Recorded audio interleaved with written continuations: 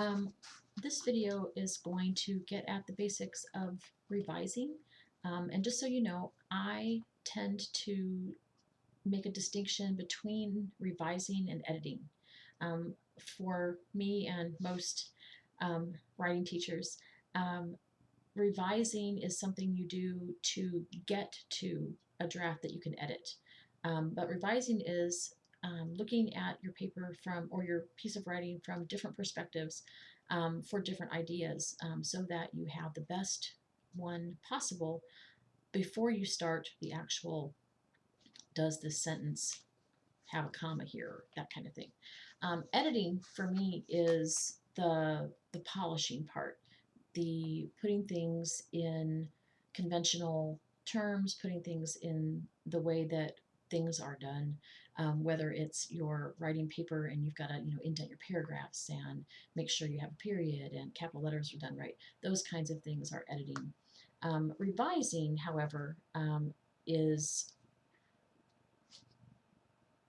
accomplished through rereading, rewriting, moving things around, making sure that I'm saying what I think I'm saying, that my reader can understand what I want them to do with the information, all of those kind of big picture global tasks.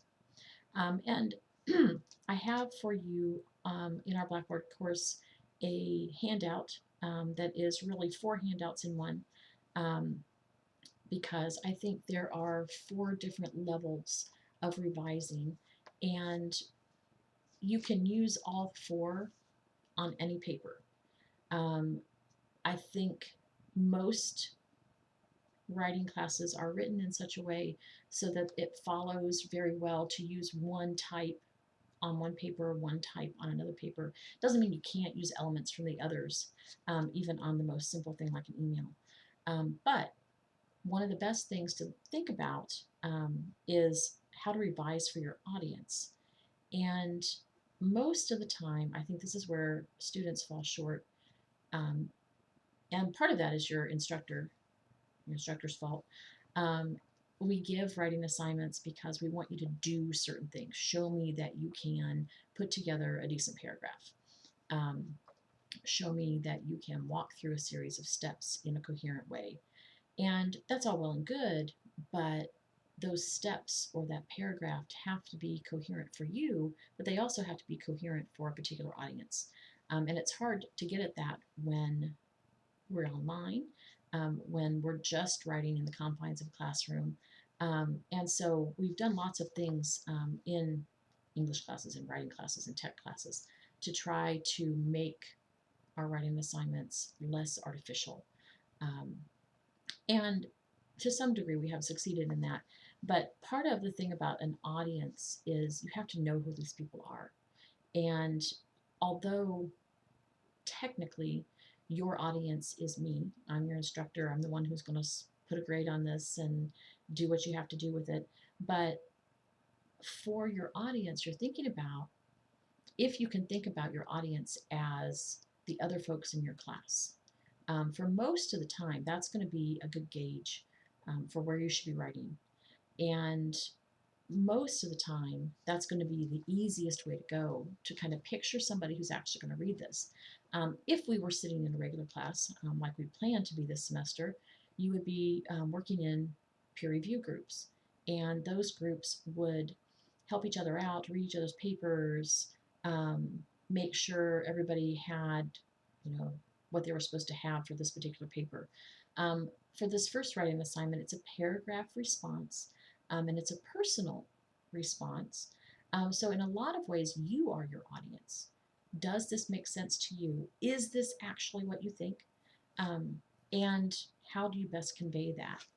And so I'm going to have you look at the handouts along with me, and I'm going to kind of walk through very quickly each one so that this isn't an hour video, and give you kind of the high points on what you're looking for and how to use this in your writing.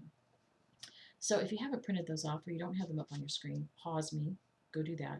They're in the bottom of Unit 1, and they'll actually also be at the bottom of this video link. So they'll be on the same page there. That way you don't have to click around too much.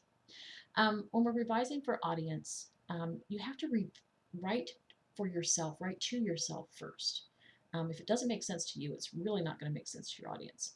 But then read from your audience's perspective. Look at the paper as if you were part of that audience. Say you're writing directions to your house to a group of friends who have never been there. You have to figure out, okay, are these folks who drive by direction, north, south, east, west? Are these folks who drive by street names only? Are these folks who drive by landmarks? And you could write 3 different perspectives, 3 different sets of directions for getting to your house because you have these 3 different friends. Hopefully not totally different like that, but anyway, that's a good example. Most of the way we get to questions about audience and how do we decide that we're doing a good job for our audience, one is to identify who they are, okay? Second, knowing what they already know. What are the facts and ideas and things that they're familiar with in this particular topic? What are their attitudes toward that topic? Are they pro or con? Are they happy to talk about such information, or do they shy away from it? And it makes a big difference. The other part of that is, what do you want them to know? They have a particular point of view, they have a particular skill set, and you want to show them something different. Okay, that's great. How do you bridge that gap? Bridging that gap is the best way to meet the needs of your audience and also fulfill the paper assignment. You're trying to make them listen. They don't have to agree, but they should want to keep on reading. Okay. Revising for meaning is the second way. Most of our problems lie in trying to make a point. Some folks are what we consider linear thinkers. We start with step 1, we go to step 2, we go to step 3, we never deviate. It's onward in a fair line. But more than half the population are what we call associative thinkers. They have an idea and it sparks a connection to this idea, and then a connection to this idea, and then a connection to this idea. And their thoughts and their process is not linear. And so we have to be careful that we're giving them enough to work on so that when they do make those jumps, they've got all the information they need. Some of the things that you can do to revise your writing so that you're paying attention to the meaning and not just words on page is to figure out, what did you learn from writing or reading this particular draft? What did you learn to write this? What did you learn in order to write it? How kind of research did you do? Why did you do that particular research? Why did you discard this particular source but keep this other one? All of those things help you understand how you made meaning out of this particular topic or this particular project. Take your audience on the ride with you. Always make sure that there is in your draft the one thing you want them to know. If they miss everything else, what's the one thing you want them to know? Okay, in revising, the one thing I want you to know is that you're never really done. Everything's a draft. And so that first draft can be really drafty. And then each one should fine tune just a little bit and get to the end where, okay, in the time we have, this is my best draft. And that's not a cop-out, and that's not an excuse time. This is, I have done my best to meet the rules of the assignment, and this is my best draft. Once you have your meaning down, you've fixed things for your audience, you have to be careful about order. Revising for order is a little more, is closer to editing than the other pieces are to revising. You have to sort through what you have. I don't know how many of you use Google, but if you put any topic in a Google search, you're going to get a million hits. There are so many pieces of information out there that you can't possibly look at all of them. And so you have to pick and choose. Same thing with your paper. You can't say everything there is to say, even about the penny. You have to pick and choose. How do you pick and choose? Depends upon what your meaning you're trying to get across, and it depends upon what your readers need to know. Okay. But two big questions in order that help, and it's kind of related to a fiction story. Who are the players? Basically, who are the characters? And it doesn't necessarily have to be people. What are the main ideas, and what do they need to do? And if you can kind of think in that particular terminology, it really does help your writing have a specific order to it, because you have to have characters doing something. They can't just stand on the stage. Pretty boring play, don't you think?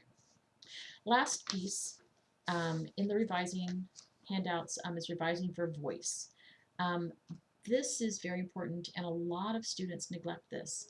And so their writing comes off sounding either unpolished or overpolished. And the unpolished tends to be seen as either lazy or not very intelligent. The overdone tends to be seen as sterile and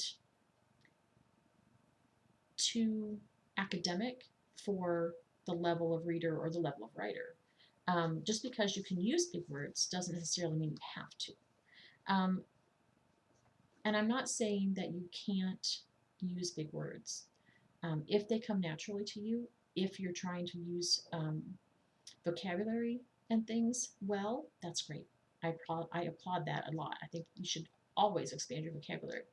But be careful that you're not taking a word you don't understand all of the meanings for and using it in the wrong spot.